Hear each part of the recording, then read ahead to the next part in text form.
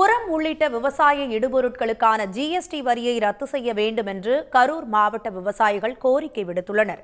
கரூர் மாவட்டம் வேலாயுதம்பாளையம் சுற்றுவட்டார பகுதிகளில் சுமார் 1000 ஏக்கர் பரப்பளவில் நெல், வெற்றிலை, கரும்பு, கடலை உள்ளிட்ட பயிர்களை விவசாயிகள் சாகுபடி செய்து வருகின்றனர்.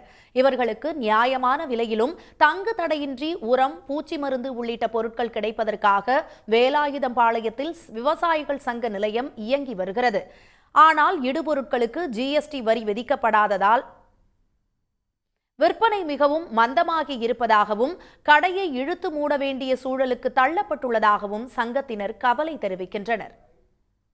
விவசாய இடுபொருட்களுக்கு அனைவருக்கும் ஒரே மாதிரியான விலை கிடைக்கின்ற வகையில் அரசாங்கங்கள், மத்திய மாநில அரசாங்கங்கள் தேவையான நடவடிக்கை எடுக்கணும். ஒன்று, அல்லது ஜிஎஸ்டி வரியிலிருந்து விவசாய இடுபொருட்களுக்கு விலக்கு அளிக்க வேண்டும்.